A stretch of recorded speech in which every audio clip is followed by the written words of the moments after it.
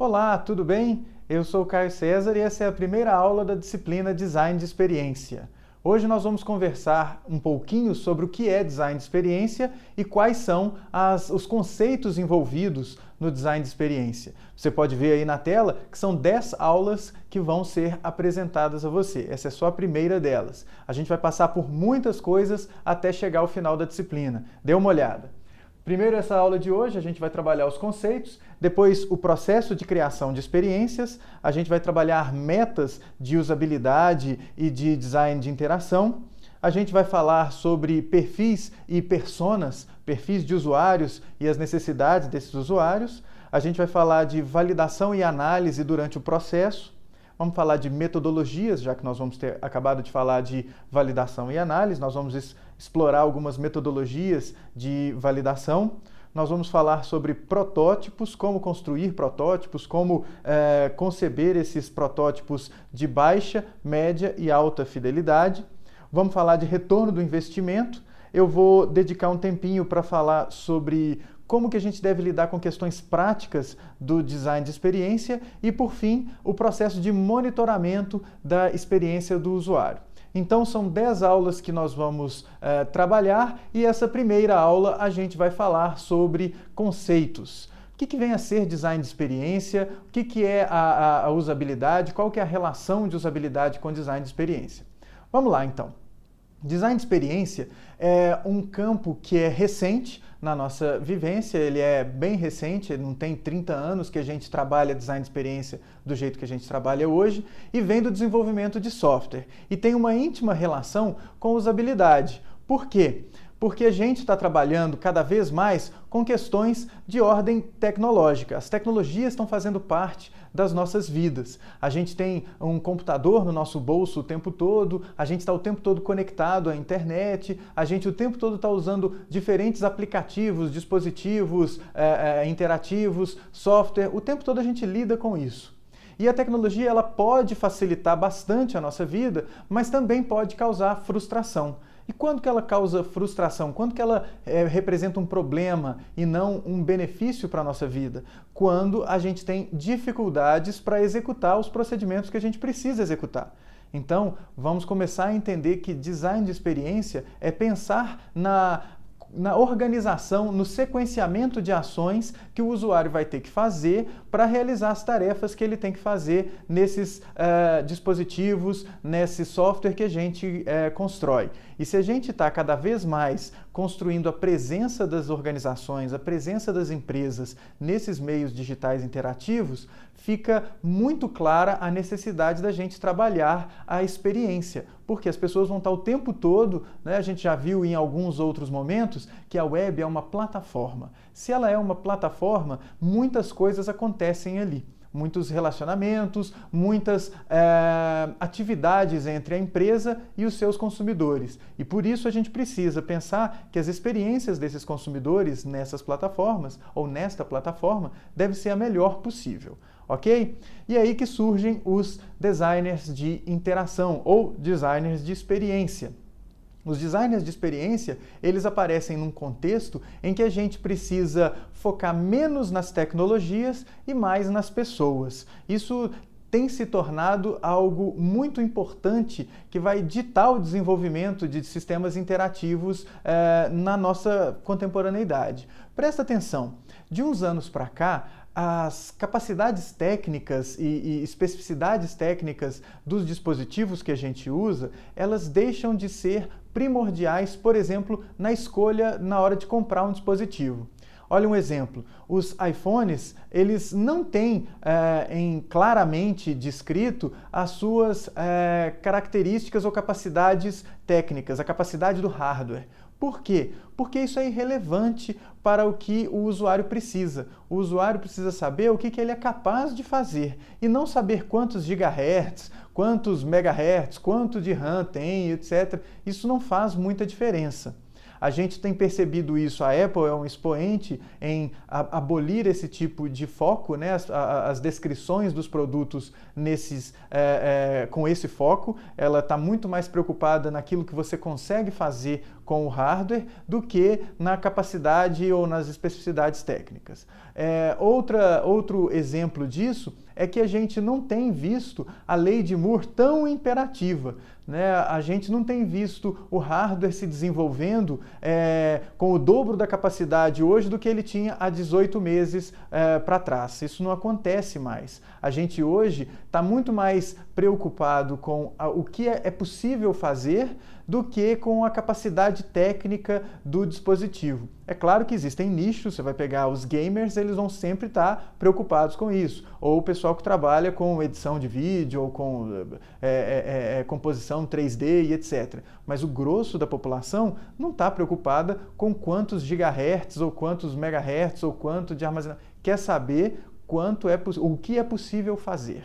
Não mais o foco naquela questão meramente técnica. E por isso, na verdade não é por isso, né? Isso é um sinal de que a gente tem que pensar muito mais nas experiências que as pessoas têm com aquilo que elas compram do que nas questões tecnológicas. Então os designers de interação, eles vêm num momento ou eles aparecem, essa disciplina se torna muito importante e esse profissional se torna muito importante num contexto em que é muito mais relevante a gente focar a nossa atenção na experiência das pessoas do que nas questões técnicas envolvidas aí nos produtos que a gente está desenvolvendo. Então o designer de interação, ele tem esse papel. Ele tem o papel de conceber como é que as coisas vão acontecer quando o usuário estiver utilizando aquele serviço, aquele produto, aquele dispositivo. Certo? Bom, design de interação tem muita relação com usabilidade e a nossa disciplina chama design de experiência. E como é que essas três coisas se relacionam? Olha lá, design de interação e usabilidade são campos independentes, mas que se complementam. O design de interação cuida de como que as coisas vão acontecer tela a tela. E a usabilidade cuida da avaliação disso dentro de alguns aspectos que nós vamos falar agora. Então, olha só. Design de interação, veja aí na tela, são técnicas, métodos e práticas que visam avaliar a facilidade de uso e a utilidade de produtos sob a perspectiva do usuário. Já a usabilidade, preste atenção, aí são 4 pontos, mas ainda tem autores que colocam outros pontos, ainda tem discussões teóricas em cima do que vem a ser usabilidade, mas o grosso está aí descrito, ó. Utilidade, facilidade de uso, facilidade de aprendizado e satisfação. Como eu falei, vão ter autores que vão falar de memorização, prevenção de erros, uma série de quesitos que se relacionam à usabilidade. Eles têm complementaridade.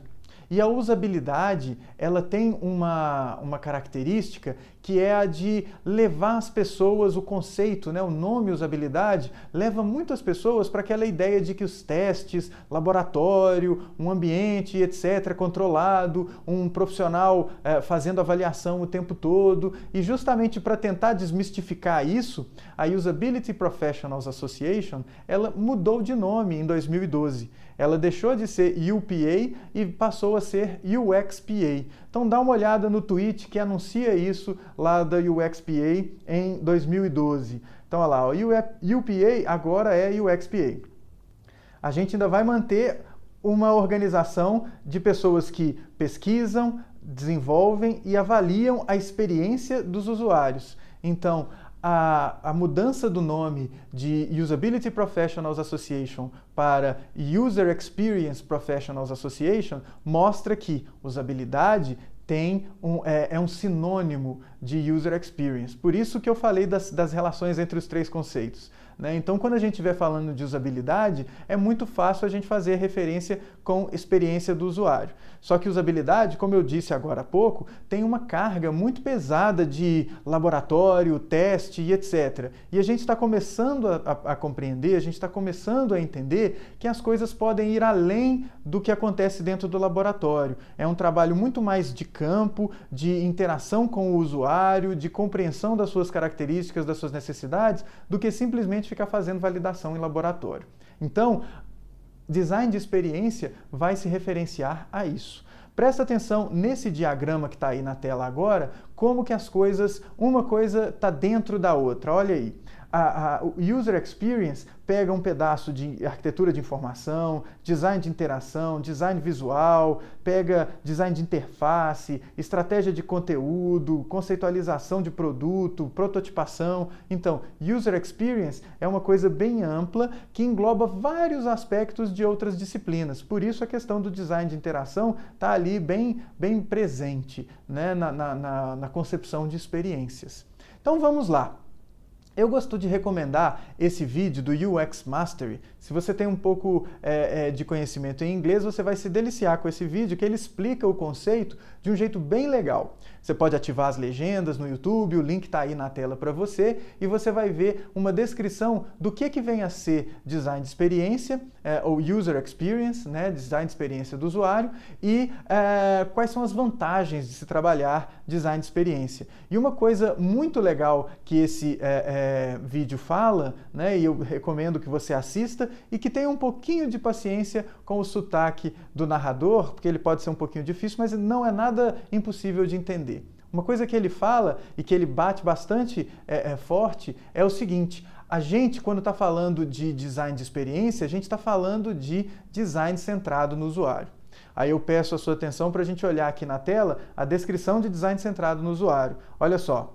Design centrado no usuário é uma abordagem de design, é uma filosofia, é um jeito de pensar o desenvolvimento de sistemas que acredita que os usuários reais e os seus objetivos, e não apenas a tecnologia envolvida, devem ser os elementos norteadores de qualquer esforço para o desenvolvimento de serviços ou de produtos.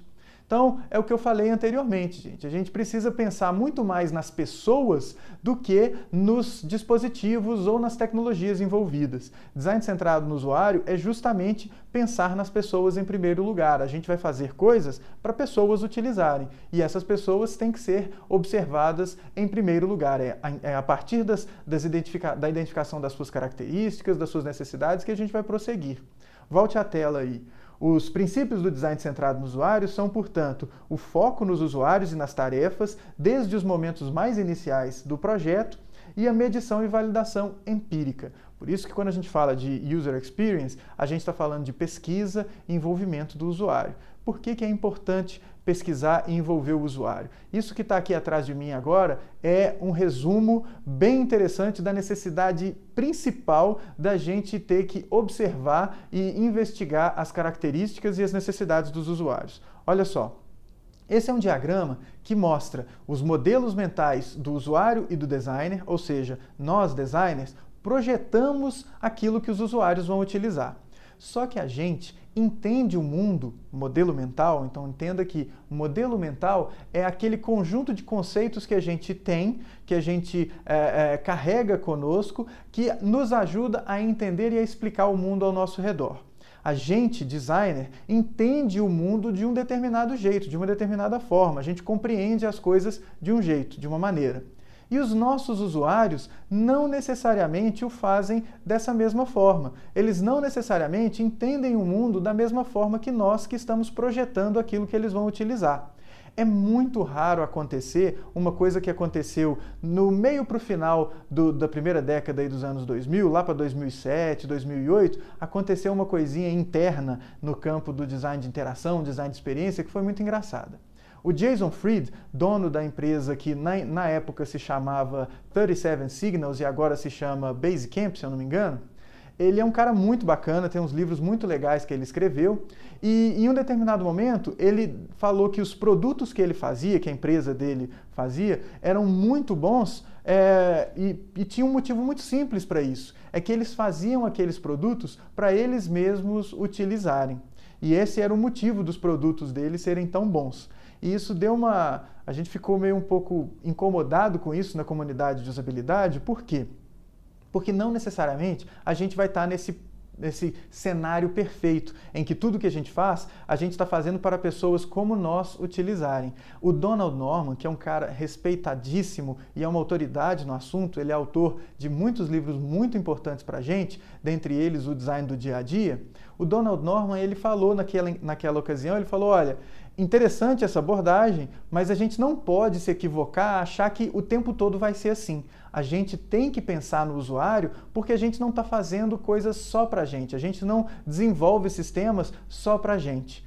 Quando a gente desenvolve sistemas interativos para outras pessoas utilizarem, a gente tem que fazer uso de todos os métodos e técnicas de usabilidade disponíveis. Então, esse diagraminha aqui, ele mostra isso. Nós, designers, a gente tem um jeito de entender o mundo, a gente entende o mundo de uma maneira.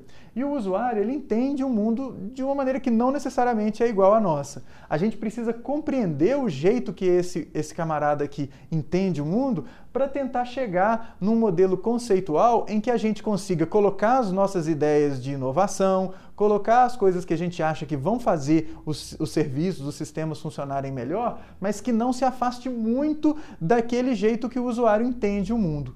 Então a gente tem que prestar atenção no usuário por causa desse conflito de modelos mentais. É aquele negócio, se você já fez em algum momento da sua vida um sistema interativo e colocou alguém para usar esse sistema e olhou as pessoas utilizando, você já deve ter se incomodado e falado assim, nossa, pensando, né? Clica ali que vai funcionar, você tem que clicar ali, e a pessoa não está entendendo, não está prestando a atenção do jeito que você gostaria que ela prestasse. Esse é um indicativo de que existe um conflito de modelos mentais entre você e a pessoa que está usando aquilo que você está fazendo. Você não pode, de maneira alguma, desqualificar o usuário por causa disso. Ele entende o mundo daquele jeito, essa é uma característica dele. A gente tem aqui conhecê-lo e conhecer essas características para poder fazer alguma coisa melhor para ele. Então, esse diagrama ele mostra uma necessidade importantíssima da gente trabalhar o design centrado no usuário e de abordar esses métodos e técnicas na construção de experiências, ok? Bom, vamos a um último conjunto de conceitos agora para a gente entender como é que é rapidamente o processo de criação de uma experiência. Ele passa por esse ciclo iterativo que está aí na tela agora. O ciclo iterativo de design é um conceito muito bacana que é do Bill Verplank. O Bill Verplank é um cara que tem umas ideias que foram seminais para o desenvolvimento do design de interação e, consequentemente, o design de experiência. E uma coisa que ele ajudou a desenhar foi esse ciclo iterativo. Se é um ciclo, a gente precisa entender que a gente vai passar por ele várias vezes. E a cada passagem por esse ciclo é uma iteração, é uma volta no processo. E é um processo que começa quando? Olha aí na tela. É um processo que começa quando você recebe a demanda e, a partir dessa demanda para a construção de qualquer que seja o produto, você identifica as necessidades dos usuários, identifica as suas características e estabelece os requisitos que esse sistema deve contemplar, que ele deve atender. Aí, feito isso, você vai começar a ter ideias de como que deveria ser esse produto que você vai desenvolver. Essa é a etapa do design. E se você já está passando por ela uma segunda, uma terceira vez, ou se é um produto que já existe, aí é o redesign, né? Mas é o momento, esse momento aí onde está marcado o design, é o momento em que você tem as suas ideias. Aí, depois de filtradas essas ideias, você constrói uma versão interativa. O que é isso? Você constrói um protótipo. Com o seu protótipo construído, você avalia o seu protótipo e, se ele contemplar todos aqueles requisitos que você estabeleceu no começo, ele vai para a produção. Se não, você passa mais uma vez pelo ciclo iterativo. Olha só, eu gosto muito de usar como exemplo de passagem pelo ciclo iterativo um vídeo bem legal de um programa norte-americano chamado Nightline. Esse programa é do final dos anos 1990, você vai ter o link aí na descrição do vídeo para você assistir uma versão um pouquinho resumida desse vídeo. Eu peço a sua atenção, claro, a qualidade do vídeo não é a melhor de todas, afinal de contas é um vídeo de 1999. Mas ele é um vídeo muito legal porque ele mostra o processo todo de criação de uma experiência, de um produto, pela Ideal. A Ideal é uma empresa que é um expoente de design no mundo inteiro. Ela é uma das empresas mais influentes de design no mundo inteiro. E justamente esse programa, esse é uma espécie de documentário sobre a empresa, ele estava bem focado no jeito que a empresa se organizava. Porque naquele momento, lá no final dos anos 1990, era esse jeito sem hierarquia, os funcionários não tinham cargos definidos dentro da Ideal, isso que chamava a atenção. Então o programa está focado em mostrar isso. Mas ao mostrar isso, ele mostra um desafio que foi colocado para a IDEO de se conceber novamente, ou se reconceber ou reconfigurar uma coisa mundana e trivial que é o carrinho de supermercado. E aí eles mostram o processo todo de design centrado no usuário, passando pelo ciclo iterativo todinho para a construção desse carrinho de supermercado. Então vale a pena assistir esse vídeo para você ter uma ideia de como é que são essas etapas. E principalmente a etapa de ideação, que é a etapa de design, a etapa de pesquisa, que vocês vão ver que ele vai a campo, né? A equipe vai a campo para investigar os hábitos dos usuários e também prototipação. Então esses pontos são muito interessantes de se destacar nesse vídeo da IDEO. Então, essa primeira aula vai chegando ao final. Eu espero que você tenha gostado e que esses conceitos, embora muitos conceitos e conceitos novos sejam assimilados facilmente por você, dê uma olhada nas leituras recomendadas que eu coloco na descrição do vídeo e não deixe de assistir esses vídeos que eu recomendo para você também. Aguardo os seus comentários e até a próxima, né? A gente chegou ao final desta primeira parte. Um abraço!